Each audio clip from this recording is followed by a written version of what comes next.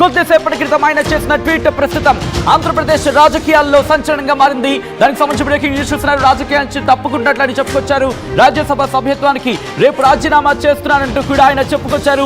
ఈ నేపథ్యంలో 25వ తారీఖున అంటే రేపు ఆయన రాజీనామా చేయబోతున్నారు. ఇన్ఫాక్ట్ రాజకీయాల నుంచి పూర్తిగా తప్పుకుంటున్నట్లు ఆయన చెప్పుకొచ్చారు. ఏ పార్టీలో చేరడం లేదంటూ చెప్పుకొచ్చారు. మరి ముఖ్యంగా ఎవరితోనూ నాకు విభేదాలు లేవంటూ కూడా ఆయన చెప్పుకొచ్చారు. ఈ నేపథ్యంలో ఆయన సంచలనమైన ట్వీట్ చేశారు. ఒక సుదీర్ఘమైన ట్వీట్ ని ఆయన చేసుకొచ్చారు. దానికి సంబంధించిన బ్రేకింగ్ న్యూస్ చూస్తున్నారు. ఒక్కసారి విజయసాయి రెడ్డి ఎటువంటి వ్యాఖ్యలు చేశారు, ఏమని కామెంట్స్ చేశారు అనేది ఇన్ డీటెయిల్ గా ట్వీట్ లో చూసే ప్రయత్నం చేద్దాం. విజయసాయి రెడ్డి జగన్ కు నమ్మిన బంటు. మరి ముఖ్యంగా జగన్ పాదయాత్ర చేసినప్పుడు పార్టీని తన భుజస్కంధాల మీద భుజస్కంధాల మీద తీసుకువెళ్లారు. పార్టీని ఆయన నడిపించారు అంటూ వైసీపీలో తీవ్రమైన చర్చ జరుగుతూ ఉంటుంది.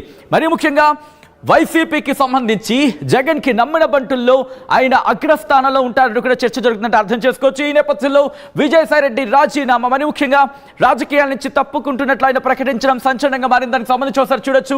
రాజకీయాల నుంచి తప్పుకుంటున్నాను, రాజ్యసభ సభ్యత్వానికి రేపు 25వ తారీఖున రాజీనామా చేస్తున్నాను. ఏ రాజకీయ పార్టీలోనూ చేరడం లేదు. వేరే పదవులు ప్రయోజనాల్లో లేక డబ్బులు ఆశించి రాజీనామా చేయడం లేదు.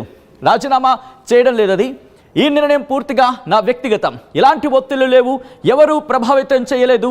4 దశాబ్దాలుగా 3 తరాలుగా నన్ను నమ్మి ఆదరించిన వైఎస్ కుటుంబానికి రుణపడి ఉన్నాను అంటూ కూడా చెప్పుకొస్తూనే 2 సార్లు రాజ్యసభ సభ్యుడిగా అవకాశం ఇచ్చిన జగన్ గారికి, నన్ను ఇంతటి ఉన్నత స్థాయికి తీసుకువెళ్లిన భారతమ్మ గారికి సదా కృతజ్ఞతని చెబుతూనే జగన్ గారికి మంచి జరగాలని కోరుకుంటున్నానంటూ ఆయన ట్వీట్ చేశారు. అంతేకాదు ఆ ట్వీట్ని కంటిన్యూ చేస్తూ మరికొన్ని కీలక అంశాల గురించి ప్రస్తావించారు. ఆయన ఏమన్నారంటే మీరు చూస్తే కనుక పార్లమెంటరీ పార్టీ నాయకుడిగా, రాజ్యసభలో ఫ్లోర్ లీడర్గా, పార్టీ జాతీయ ప్రధాన కార్యదర్శిగా పార్టీ మరియు రాష్ట్ర ప్రయోజనాల కోసం చిత్తశుద్ధితో శక్తివంచన లేకుండా కృషి చేశా. కేంద్రానికి రాష్ట్రానికి మధ్య వారధిలా పనిచేశా అంటూ చెప్పుకొచ్చారు. ఆయన దాదాపు 9 సంవత్సరాలుగా ప్రోత్సహించి కొండంత బలాన్ని, మనోధైర్యాన్ని తెలుగు రాష్ట్రాల్లో నాకు గుర్తింపునిచ్చిన ప్రధాని మోదీ గారికి, హోంమంత్రి అమిత్ షా గారికి ప్రత్యేక ధన్యవాదాలను చెబుతూనే టీడీపీతో ఇంట్రెస్టింగ్ కామెంట్స్ ఇక్కడ మీరు చూడండి. ఇక్కడ అబ్జర్వ్ చేయండి కాస్తే. తెలుగుదేశం పార్టీతో రాజకీయంగా విభేదించా. చంద్రబాబు గారి కుటుంబంతో వ్యక్తిగతంగా విభేదాలు లేవు. పవన్ కళ్యాణ్ గారితో చిరకాల స్నేహం ఉంది అంటూ కూడా ఆయన చెప్పడం ప్రస్తుతం ఇంట్రెస్టింగ్ కామెంట్స్ అనేది చెప్పుకోవాలి. దాంతోపాటు ఈ నిర్ణయం పూర్తిగా నా వ్యక్తిగతం, ఎలాంటి ఒత్తిళ్లు లేవు, ఎవరూ ప్రభావితం చేయలేదు. 4 దశాబ్దాలుగా 3 తరాలుగా నన్ను నమ్మి ఆదరించిన వైఎస్ కుటుంబానికి రుణపడి ఉన్నానని చెబుతూనే 2 సార్లు రాజ్యసభ సభ్యుడిగా అవకాశం ఇచ్చిన జగన్ గారికి నన్ను ఇంతటి వారిని చేసినట్టు కూడా చెబుతూ ఆయన కంటిన్యూ చేశారు.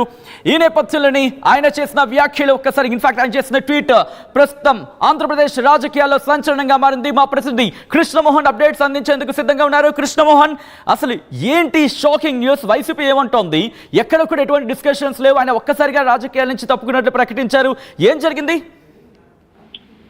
సత్యన, వరుసగా అంటే వైసీపీలో కూడా ఎవరు ఊహించని ఒక రాజకీయ పరిణామంగానే చూడాలి.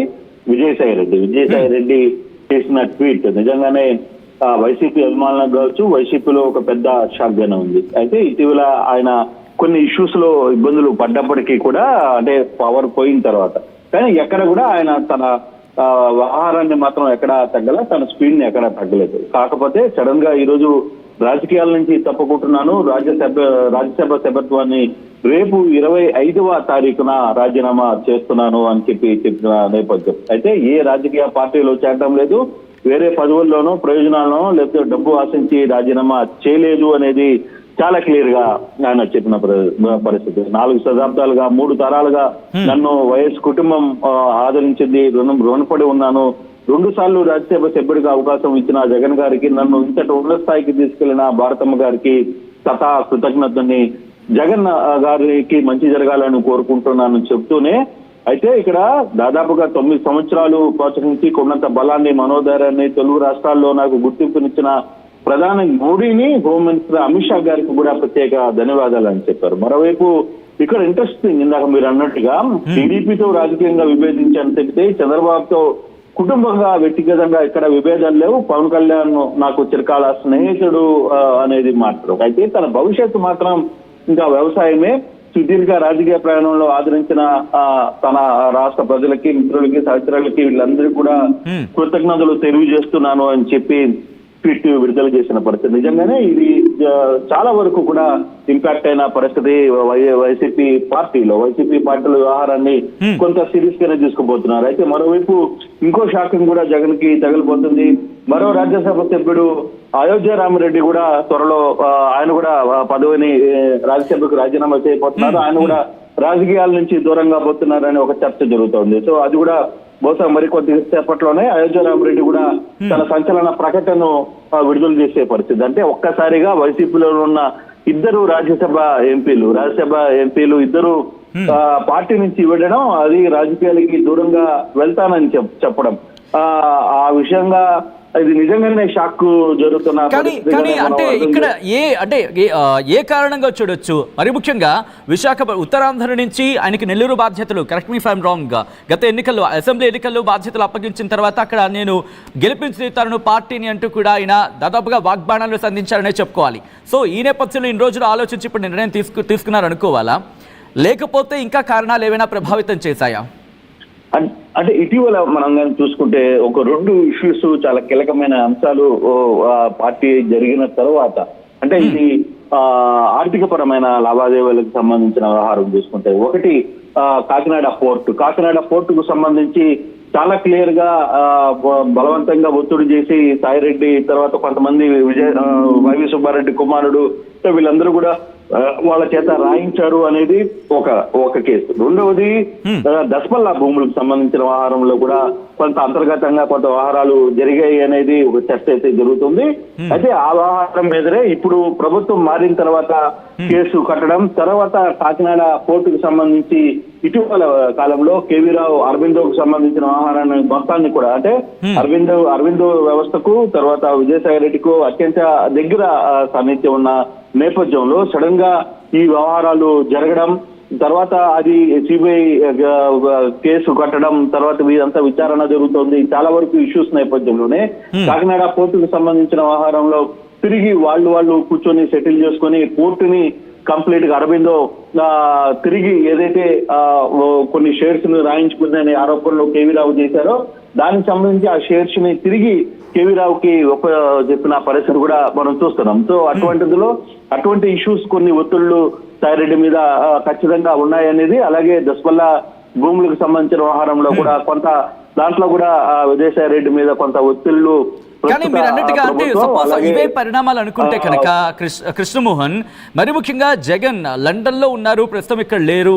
ఈ నేపథ్యంలో చర్చలు కూడా జరపకుండానే, డిస్కషన్ కి తావు లేకుండానే నిర్ణయం తీసుకున్నారు అనుకోవాలా? ఇంత సడన్ డెసిషన్ తీసుకోవడం వెనకాల ఆయన సన్నిహితులు కావచ్చు, లేకపోతే విజయసాయి రెడ్డి వర్గానికి సంబంధించిన వాళ్ళు ఏమైనా వాళ్ళ నుంచి రియాక్షన్ వస్తుందా?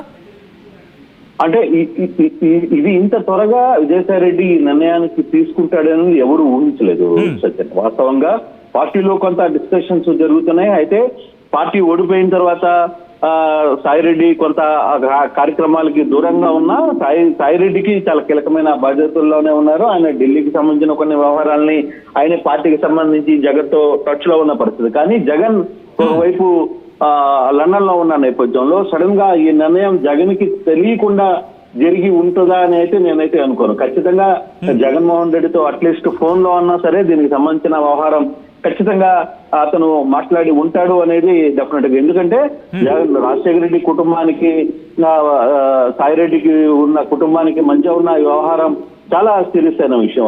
ఈ 2 వ్యవహారాలు వాళ్ళ మధ్య అంతర్గతంగా చాలా జగన్ తో రాజశేఖర రెడ్డితో ఉన్న వ్యవహారాలు కావచ్చు, ఇవన్నీ కూడా చాలా కుటుంబానికి దగ్గరగా ఉన్న వ్యక్తిగా మనం చూడాలి. అయితే నెల్లూరు పార్లమెంటు నుంచి పోటీ చేసిన తర్వాత, నెల్లూరు పార్లమెంటు పోటీ చేసి అతను ఓడిపోతాడు అనేది ఊహించలేదు. చివరిలో నెల్లూరులో కొంత తేడా జరిగిన తర్వాతనే కొంత ఆ వ్యవహారాన్ని అతను జీర్ణించుకోలేకపోయిన పరిస్థితిగా చాలా మంది చెప్తుంటారు. అందుకే ఓడిపోయిన తర్వాత కూడా నెల్లూరుకి ఒక్కసారి కూడా నెల్లూరు ప్రజలతో మాట్లాడే ప్రయత్నం చేయలేదు. ఆయన ఎవరో 1-2 కొంతమంది ఆత్మీయులతోనే, ఆయన నమ్మిన కొంతమంది వ్యక్తులతోనే ఆయన ఫోన్ లో అయినా సరే మాట్లాడారు తప్పితే నేరుగా ఎవరితో మాట్లాడే ప్రయత్నం అయితే చేయలేదు. కానీ ఉన్న ఫలంగా వరుసగా జరిగిన కాకినాడ సంఘటన కావచ్చు, అరవిందో సంబంధించిన సంఘటనలు కావచ్చు, లేకపోతే దసపల్లా భూములకు సంబంధించిన ఆహారాలు కావచ్చు, వీటన్నిటికి సంబంధించి కొంత చర్చ జరుగుతున్న నేపథ్యం తిరిగి వాళ్ళకి ఆ భూముల్ని పోర్టును కూడా అరవిందో హ్యాండ్ ఓవర్ చేసింది కేవీ రావుకి. తిరిగి